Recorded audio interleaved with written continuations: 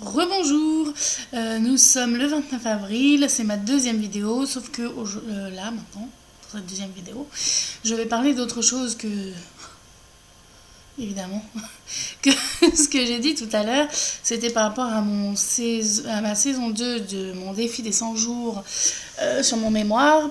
Et là, je vais parler d'un tout autre sujet, en fait de plusieurs. Ça va peut-être être un peu long, je vous dis d'avance. Je voulais faire un plan, etc. pour m'ordonner. Mais en fait, ça me va pas les plans.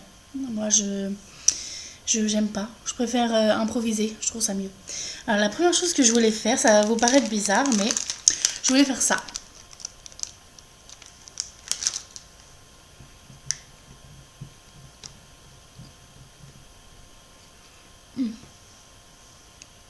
Pourquoi je fais ça? Je fais ça parce que pendant de nombreuses années, et je m'adresse surtout aux personnes rondes, mais en fait à tout le monde en général, pendant de nombreuses années, j'ai le droit à... Mais pourquoi quand tu manges, tu te regardes pas dans une glace en même temps que tu le fais? Peut-être que du coup, comme ça, tu seras dégoûté et t'arrêteras. Et oui, les gens sont mauvais parfois. Même les gens très proches de vous. Eh bien non, ça ne me dégoûte pas. Je suis une personne normale. Je mange, comme vous, comme moi, comme nous tous. Et ça va pas me dégoûter de manger un gâteau ou voilà, d'ailleurs je ne fais pas que manger des gâteaux, non. Je sais qu'on dirait que je ne me nourris que de Kinder, mais non. Figurez-vous que j'aime les épinards. Et oui c'est bon, c'est bon. Non, avouez franchement, c'est bon les épinards. J'aimais pas avant et j'ai redécouvert ça il y a pas si longtemps en fait. Et si c'est bon. Il n'y a pas que ça évidemment. Mais bref, tout ça pour dire que ras-le-bol des préjugés de merde. Et j'avais envie de faire ça parce que pendant de nombreuses années, je me suis interdit de faire ce genre de truc, de manger sur les quais de gare ou n'importe où. Il fallait que ce soit forcément chez moi. Et non, en fait, pourquoi? Ce que je mange ne regarde que moi, mon corps ne regarde que moi, ou les personnes que je veux laisser dans ce milieu-là, mais voilà, ça ne regarde toujours que moi. Bref, voilà, donc j'avais envie de faire ça et de partager ça, et je voulais dire, mangez dans la rue si vous en avez envie, vous pouvez, nous pouvons. Euh, voilà, ça c'était le premier sujet donc. Deuxième sujet, en ce moment je regarde, et vous le savez parce que je vous l'ai déjà dit, Gilmore Girls, et j'en suis à la saison 2 et c'est trop bien parce que c'est le moment où Jess arrive, évidemment on le voit pas là, mais en gros c'est son deuxième petit ami et je le trouve génial. Pour moi c'est voilà, c'est Jess et Rory, c'est mon Dieu, c'est trop génial. Bref, voilà. Donc c'est tout, hein. Je vais pas vous gaver avec Gilmore Girls, ne vous en faites pas. Regardez cette émission, c'est trop bien. Enfin, cette série. Mais surtout, vous avez dû sentir que je suis un petit peu plus joyeuse. Eh bien, c'est parce que j'ai eu mon rendez-vous psy il y a quelques jours, et en fait, ça s'est archi bien passé. Mais archi bien. J'ai eu une révélation, je pense. Voilà. Bon, ça veut pas dire que j'ai pas des crises de bouffe depuis. Hein. C'est pas parce qu'on a une révélation que tout roule sur des roulettes après. Voilà, non. Mais c'était très positif. Pourquoi? Parce qu'en fait, je suis rentrée dans le rendez-vous en lui disant ça va pas, nanana, c'est un rendez-vous qui va mal se passer, je suis énervée, je suis jamais énervée à ces rendez-vous, je suis contente d'aller la voir. Mais là, en fait, si vous voulez, ça fait 3 ans et demi que je la suis. Et je me dis, mais bordel, je fais toujours un poids aussi énorme. Qu'est-ce qui se passe? Bon, évidemment, il y a des tonnes et des tonnes de choses qui expliquent ça. Et non, ce n'est pas la bouffe le problème, parce que figurez-vous qu'il y a plusieurs types d'obésité. Oui, en effet, hein, c'est comme il y a plusieurs types de légumes, hein, c'est logique pourtant ça qu'il y ait plusieurs types de légumes. Il y a plusieurs types de, je sais pas moi, de marques de télé, par exemple. Ça aussi c'est logique, qu'il n'y ait pas juste Samsung qui détient et qui produit des télés. Voilà, ça c'est logique. Il y a plusieurs types de plantes. Mais bizarrement, quand c'est l'obésité, eh ben non. Juste on est des gros tas qui bouffent. Bref, alors, je vais pas, ça sera pas un sujet sur ça, c'est pas le but. Mais je veux juste dire que en ce qui concerne mon type d'obésité à moi, j'ai ce qu'on appelle un TCA, donc c'est un trouble du comportement alimentaire. Je fais de l'hyperphagie boulimique. Donc en gros, je comble le vide émotionnel en moi en le remplissant de nourriture. Donc oui, moi je suis le cliché de la ronde. C'est à cause de ce genre de mon genre de personne que tout le monde croit qu'on bouffe comme des truies et que toutes les rondes sont comme ça. Non, je peux vous assurer qu'il y en a juste en fait, il suffit de manger un tout petit peu plus, mais un tout petit peu plus à chaque repas et on prend du poids, tout simplement. J'ai eu des copines qui sont montées jusqu'à, je sais pas, 90 kilos, gros max. Ça peut arriver à n'importe qui, ça. Mais voilà, alors que moi, depuis que je suis toute petite, j'ai grossi de ouf jusqu'à atteindre un poids phénoménal. Je suis bien plus haut que 90 kilos. Mais c'est parce que en fait je noie mes émotions par la bouffe. Mais en réalité, l'obésité n'est que le problème de surface. Tiens, vous me voyez dans la rue, vous dites cette fille est grosse, elle mange trop, faudrait qu'elle arrête de manger. Mais la réalité, c'est que c'est pas ça que je dois guérir. Et quand j'aurai guéri le vrai problème, ça s'arrêtera tout seul, puisque je suis capable de manger des choses totalement normales. Voilà, c'est juste que de temps à autre, peut-être un petit peu trop souvent, j'ai des crises de nourriture, un peu comme les boulimiques, sauf que moi je me fais pas vomir, donc c'est pour ça que ce n'est pas de la boulimie. Et en fait, voilà, c'est ces crises que j'ai quand je ressens certains types d'émotions, etc., etc. Bref. Et là, à ce rendez-vous, en fait, il s'est passé quelque chose de très très très bien. Parce que, en fait, j'ai 27 ans et comme j'ai déjà dit dans précédentes vidéos, je n'ai jamais fait ma crise d'adolescence. Et en fait, ce qui s'est passé, c'est que pour la première fois de ma vie, j'ai affronté mon père. Et oui, les psychanalystes seraient heureux de m'entendre. Freud. Non, pas que, mais voilà, j'ai fait ça. Et je l'avais jamais fait jusque-là. Il y a déjà eu des embrouilles, mais en fait, si vous voulez, à la maison, enfin chez moi, c'est un peu patriarche. C'est la famille à l'ancienne, c'est mon père qui commande, et voilà, c'est tout quoi. Sauf que avec moi et mon frère, du coup, on s'est jamais rebellé parce que à peine il haussait le ton, on fermait on fermait nos tronches quoi. Oui, on fermait nos tronches. Et on n'a jamais, les peu de fois où on a essayé de se défendre, non, en fait au final non, voilà. Du coup, on se taisait et on a appris à être de parfaits robots, de parfaits petits soldats. Et en fait, dernièrement, c'était la veille de mon rendez-vous avec ma psy, c'est pas ce qui s'est produit. J'ai voulu prendre la défense de mon frère alors qu'il n'était pas là, pour des choses qui me paraissaient aberrantes, et c'est parti en bad, mais vraiment en bad. Et cette fois, au lieu de filer comme un parfait robot, j'ai répondu. Et j'ai haussé le ton aussi. Et bon, c'est parti autant en bad, mais en fait ça a été bénéfique parce que ça veut dire que pour la première fois de ma vie, en tout cas en ce qui concerne mes parents, j'ai pris position. Et ça c'est très très très très important dans un travail psychologique parce que ça veut dire que plus j'avance en fait et plus je deviens moi. En gros c'est ça. C'est que jusqu'à présent, je me suis toujours tue. Voilà, j'ai toujours c'est pas que je suis sans personnalité, j'ai jamais été sans personnalité, ça n'existe pas ça. Comme les personnes qui disent, je sais pas, cette fille elle a pas de personnalité, quand on voit quelqu'un dans la rue. Ou voilà, généralement c'est des phrases qu'on dit pour les personnes qui sont très timides, etc. Non, juste par le fait qu'on soit timide, c'est un trait de caractère, donc c'est avoir une personnalité. Voilà. Donc c'est pas possible de ne pas en avoir, sinon tout simplement on n'existe pas, on n'est pas vivant. Donc voilà, mais en fait oui, j'ai toujours été très en fait je me suis toujours comment dire ça, oui, totalement renfermée, mais j'ai toujours filé droit quoi, voilà, il n'y a pas d'autre explication. J'ai toujours suivi tout ce qu'on m'a dit, voilà, un petit robot quoi, voilà. Et en fait depuis 3 ans j'apprends plein de choses, j'ai eu des hauts, des bas, j'ai eu de très hauts, enfin des vrais beaux hauts. Là, c'est bizarre ce que je dis. Mais enfin, vous avez compris l'idée. J'ai eu confiance en moi tout à coup, etc. etc. Et D'ailleurs, j'aime pas dire etc. dans ce cas-là, parce que c'était magnifique pour moi. C'était la première fois de ma vie que j'avais confiance en moi, un minimum en tout cas. Et je m'habillais bien et tout, enfin j'essayais, j'ai perdu 30 kilos, enfin je veux dire, voilà, c'est des choses, je n'avais jamais réussi avant, mon max, je crois que ça avait été un truc du genre 12 kilos ou un petit peu moins, en faisant des régimes interminables, enfin c'est pas la solution c'est pas ça, c'est régler les soucis là-haut.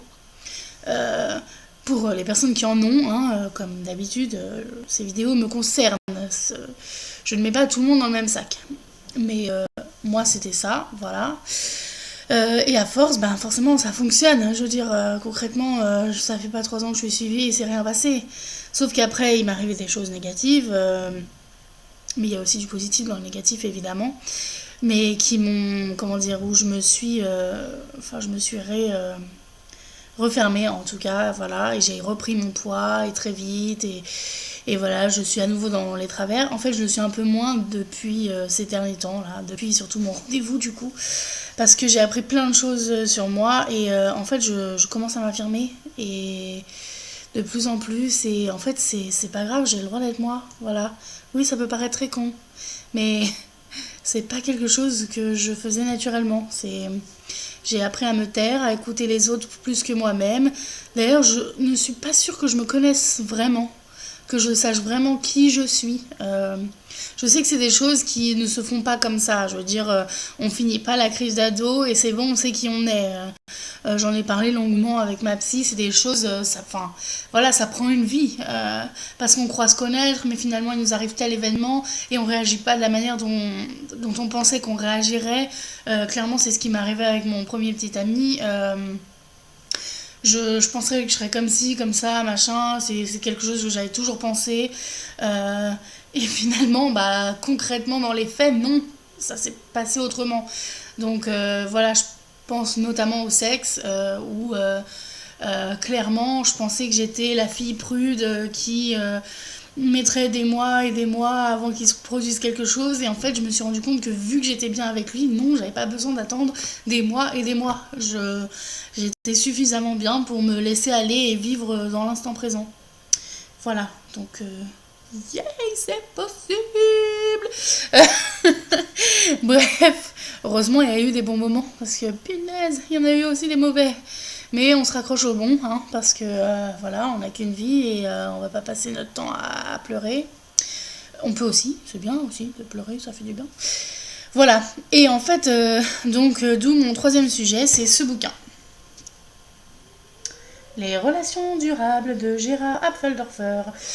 C'est en fait, c'est plutôt un monsieur, c'est un psychiatre qui généralement écrit sur le poids, enfin le poids non, mais les troubles du comportement alimentaire et plutôt sur une technique particulière pour stop les régimes, c'est de la connerie. Enfin, lui il dit pas c'est de la connerie, c'est moi qui dis c'est de la connerie. Parce qu'en fait, il n'y a pas de méthode pour maigrir, c'est pas vrai. Parce que, alors si, un régime ça fonctionne, hein, oui, on perd du poids. Mais la réalité, c'est que notre corps est en carence, il comprend pas ce qui lui arrive. Oh, il pleut. Il comprend pas ce qui lui arrive, donc il va se mettre en mode survie. Et le moindre truc qu'on va bouffer, ben, il va enfin. Ouais, je sais pas trop comment expliquer. Mais bon, en gros, un régime c'est pas bon. Je reviendrai sur une autre vidéo pour expliquer le pourquoi du comment. Puisque là, les arguments ne sortent pas. Mais en gros, il dit qu'il faut s'attarder sur notre faim. Alors, c'est pas si facile que ce qu'on croit. Mais il y a la faim et l'envie de manger. Et la faim, c'est le moment où, par exemple, notre ventre y gargouille. Et il faut s'arrêter quand on n'a plus faim, ce qui n'est pas forcément facile à repérer, c'est ce qu'on appelle la satiété. Enfin, apparemment, on l'appelle plus comme ça, mais je me souviens plus l'autre terme. Voilà, et en fait, en faisant cette méthode-là, c'est comme ça que j'ai perdu 30 kilos. Mais c'est surtout, c'est pas ça le problème, parce que, en fait, le truc bien, parce que j'avais réussi à perdre du poids avec des régimes. Donc, quelle est la différence avec cette technique-là, hein ? Surtout que les régimes, c'est plus rapide. Je perds moins vite avec la technique de monsieur Apfeldorfer et Zermati, plutôt que en faisant un régime. Alors pourquoi c'est mieux ? C'est mieux parce que quand on fait un régime, on finit par être totalement obsédé par ça. Ça envahit nos pensées au point de qu'est-ce que je vais manger ce midi, comment je vais faire, oh ça sent trop bon, on devient vraiment, c'est des pensées obsédantes, ça prend toute la place et on finit par être totalement énervé en permanence sur la défensive. Enfin, c'est vraiment psychiquement, c'est ignoble un régime. Alors que là, en fait, on a le droit à tout, tout est autorisé.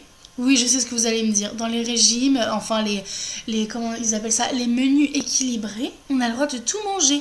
C'est de la connerie. Menu équilibré égale régime en fait. À partir du moment où il y a le terme privation à un moment donné. Alors privation ne veut pas dire ah mais non mais c'est bon t'as le droit à du chocolat donc tu te prives pas. Oui mais si toi d'habitude tu prends 5 carrés et que là bah non il faut faire un petit peu attention, on a le droit à du chocolat donc tu n'en prends qu'un carré, et ben tu fais ça, tu te prives puisque du coup t'en manges pas 5, les 5 que tu voudrais. Et là en fait le but c'est de suivre sa faim, donc si je veux manger 5 carrés de chocolat je fais ce que je veux. Ce qui compte c'est que je mange pendant cette fameuse période de faim. Et c'est comme ça qu'on perd du poids. Et c'est sur le long terme, et pas sur le court terme, qu'il y a des résultats. Mais au final, c'est stable. Et j'ai jamais été aussi bien mentalement de ma vie qu'en faisant ce truc-là. À aucun moment, j'avais des pensées obsédantes. Au contraire, je me sentais totalement libérée, quoi. Je vis ma vie normalement. Voilà. Bon, après, moi, j'ai des petits soucis de TCA, donc c'est un peu plus compliqué. Mais n'importe qui, acheter un bouquin de Apfeldorfer ou aller sur leur site internet, ils ont un site internet, ça s'appelle Line Coaching, Line, et puis coaching, voilà, tout attaché. Ou acheter des bouquins de Zermatt, ou aller sur YouTube, ils ont des vidéos, des trucs comme ça, grâce à leur association du GROS, ça veut dire groupe de réflexion sur l'obésité et le surpoids. Et en fait, vous aurez plein d'infos, etc. Et c'est génial parce que, enfin, il n'y a pas tout ça, quoi. On ne devient pas taré, en gros. Voilà. Et en fait, il y a quelque chose d'extrêmement erroné qu'on oublie. C'est que on est tous dans on veut aller vite. Voilà, on a 5 kilos à perdre, on veut les perdre comme ça, dans le mois qui vient. Il faut qu'on ait perdu les 5 kilos. Hop, on va faire du sport, on va faire des régimes ou des menus équilibrés, etc. On va tout faire pour que ça fonctionne. Ça va fonctionner, mais on va reprendre le double. Parce qu'en fait, le corps, il n'a pas eu le temps de s'habituer. C'est pas bon pour soi, en fait, au final. Et c'est comme ça qu'on atteint des poids de folie en faisant des régimes qui servent à rien. Alors que là, ça prend plus de temps. Franchement, je perds maximum, si je fais bien mon truc, 1 kg par semaine. Donc ça fait 4 kilos par mois. Et encore, c'est aléatoire, hein, parce qu'il y a les périodes de règles, etc., etc. Puis il y a des moments où on va moins bien que d'autres. Mais sur le long terme, bah, ça fait perdre plus, en fait. Bien plus. Parce que 30 kilos, bah, j'ai jamais réussi à perdre tout ça, quoi. Donc c'est pas rien. Et bon, alors là c'était sur les relations durables, donc quel rapport avec le poids? Il y en a pas en fait. C'est seulement sur des aspects de ma personnalité, c'est-à-dire l'hyper-empathie. Ce n'est pas quelque chose de super génial, hein, l'hyper-empathie. Mais du coup, j'ai appris beaucoup de choses sur ça et c'est bien. En fait, j'apprends quoi? Qu'il faut que je m'affirme, qu'il faut que je m'impose, que j'ai ma personnalité à moi, que j'ai un droit, que c'est ok de pleurer, que c'est ok d'être soi, et voilà, c'est pas quelque chose que je faisais avant. Et voilà, je me suis toujours fermée, et j'ai toujours écouté les autres, et il est temps en fait que ce soit plus le cas, et que je devienne un petit peu plus égoïste, en fait, ce que je n'ai jamais été. Je le deviens de plus en plus et je fais de plus en plus attention à moi et en fait je suis dans la bonne voie en faisant ça. J'ai toujours cru qu'il fallait écouter les autres et j'avais plein de pensées erronées qui sont dans ce bouquin-là. D'ailleurs, je vais vous lire le passage, il y a un petit résumé. Franchement, c'est hallucinant, ça donne envie. Voilà, quelques idées fausses à propos des relations humaines, petit 1.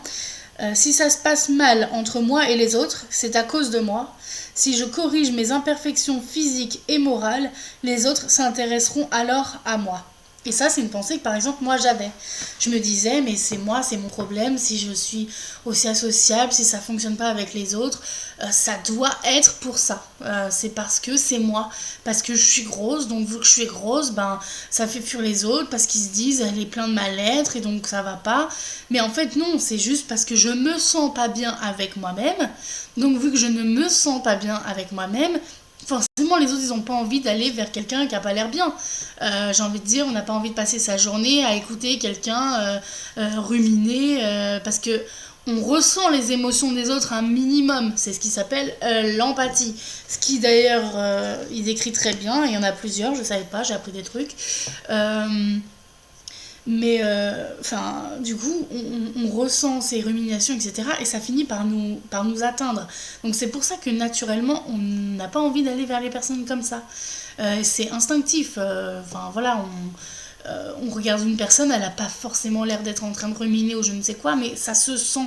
C'est comme une aura, je dirais. Voilà. Enfin ça c'est moi qui le rajoute, c'est pas lui qui le dit. Euh, enfin, c'est super intéressant. Voilà, et ça concrètement, je l'ai appris. Ça fait un moment que je l'ai appris, que je sais que ce qui compte, c'est plutôt ma façon dont je me vois moi. Et quand je me suis vue mieux en 2014, j'attirais des personnes beaucoup plus intéressantes, beaucoup moins tristes. Parce que mine de rien, je me suis rendu compte que les personnes avec qui je traînais, certaines, une fois que moi j'allais mieux, je me suis rendu compte oui, qu'elles étaient déprimées, quoi, certaines. Et c'est parce que moi je me suis sortie de ça que je m'en suis rendu compte. Voilà, donc ça c'était super intéressant. Voilà. Et toujours cette impression de plus t'en fais pour les autres et. Ah ouais, bah non, alors là je spoil. Mais voilà, ça c'est la pensée erronée numéro 2. Donc la générosité est toujours récompensée. Plus on donne et plus on reçoit. Plus on témoigne de l'intérêt aux autres et plus ils nous témoignent de l'intérêt en retour. C'est totalement faux ça. Mais ça pareil, je le pensais. Et je le pensais jusqu'à plutôt récemment. Je me disais, si je fais ça pour la personne, bah du coup, forcément, la personne fera ça aussi pour moi. Et ce truc de plus t'es généreux, plus t'en donnes, plus les gens ont envie d'aller vers toi parce qu'ils voient que t'es une personne sympa. En fait, non. Parce que plus on est sympa, plus les gens trouvent ça bizarre. C'est genre, bah elle veut quoi elle? Pourquoi elle est aussi sympa? C'est chelou. Concrètement, il y a un truc qui va pas. Une ou deux fois ou trois fois, ça passe. Mais quand c'est tout le temps, tout le temps, tout le temps, tout le temps, on se dit qu'il y a anguille sous roche. Alors que non, une personne peut vraiment avoir envie d'être sympa en permanence. Peut-être parce qu'elle sait pas faire autrement, ou voilà, enfin, il peut y avoir des tas de raisons. Mais du coup, enfin, en fait, on voit ces personnes-là mal parce qu'on pense qu'il y a une mauvaise intention derrière. Et ça, je savais pas, ça m'a vraiment intéressée. Mais bon, de toute façon, grâce à mon travail psy, je ne suis plus autant là-dedans. Mais j'ai été comme ça, totalement. J'ai été dans des relations amicales où j'étais 100% dans l'autre, pour l'autre. Ma vie était à travers l'autre. Je ne citerai pas de nom, mais les personnes qui me connaissent, m'ont connu, savent très bien de qui je parle. Et ça fonctionne pas, clairement. Parce que tout ce qui se passait, c'est quoi? Je fais des trucs super sympas pour l'autre. L'autre, ça lui fait plaisir ou pas, il s'en fout, voilà.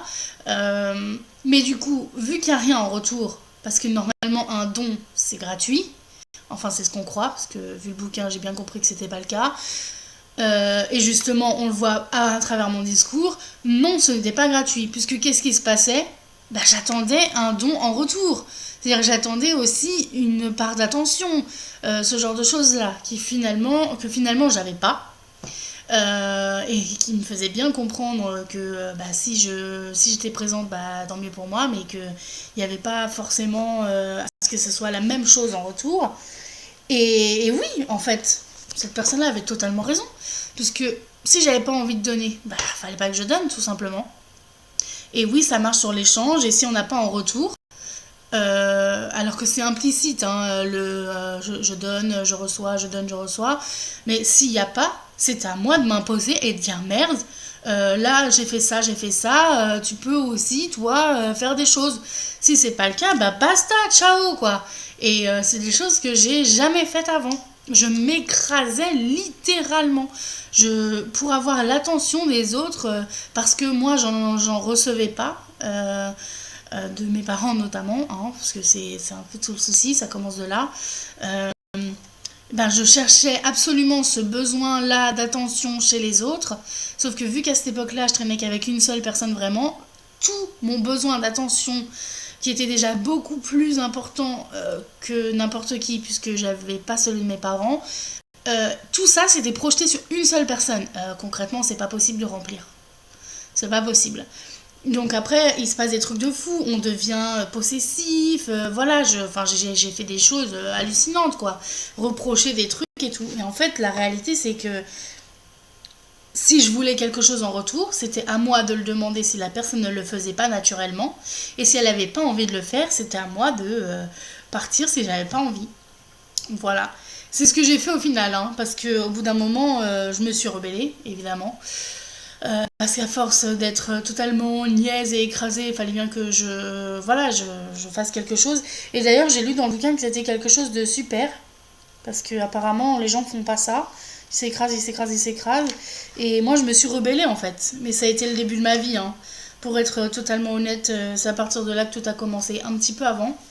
Mais c'est à ce moment-là où en fait j'avais touché le fond du trou et il fallait absolument que je dégage de là. Et j'ai bien fait, puisque c'est à partir de là où j'ai commencé à m'imposer, quoi.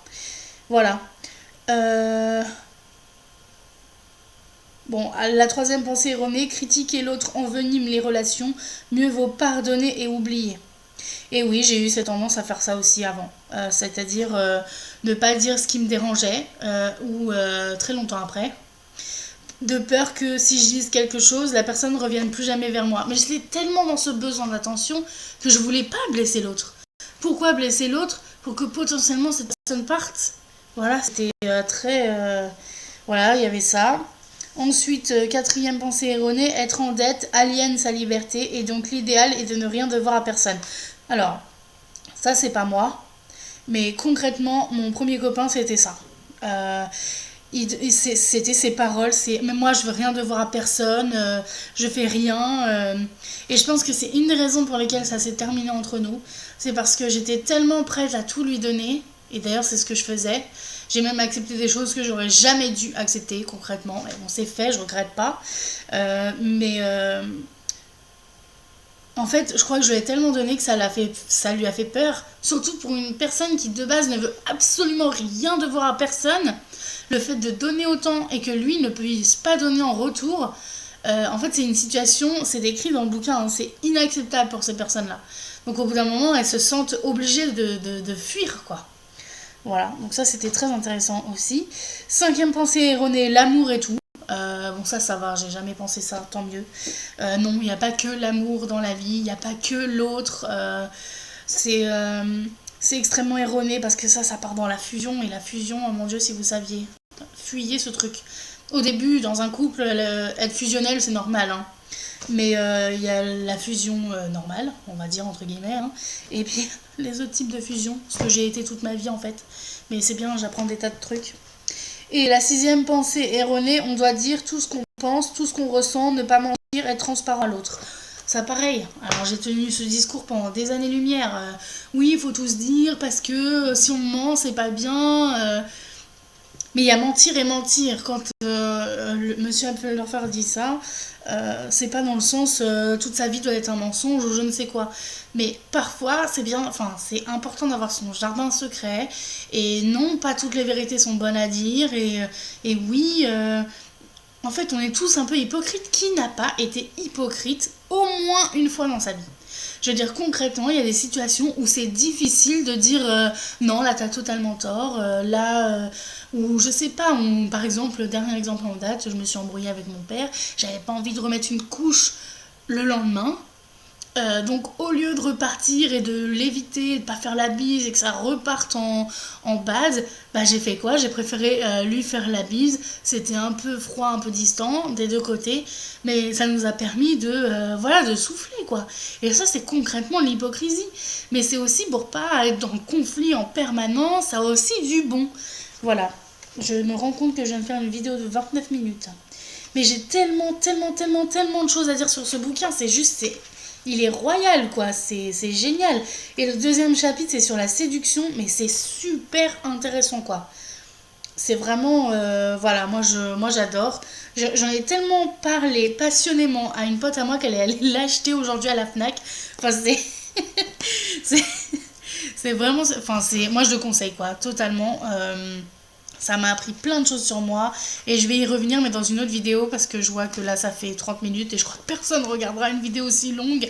Donc voilà, du coup je vous laisse et je vais peut-être faire une autre vidéo un peu plus courte du coup pour expliquer certains aspects précis du bouquin, notamment l'hyper-empathie. Voilà. Bye bye.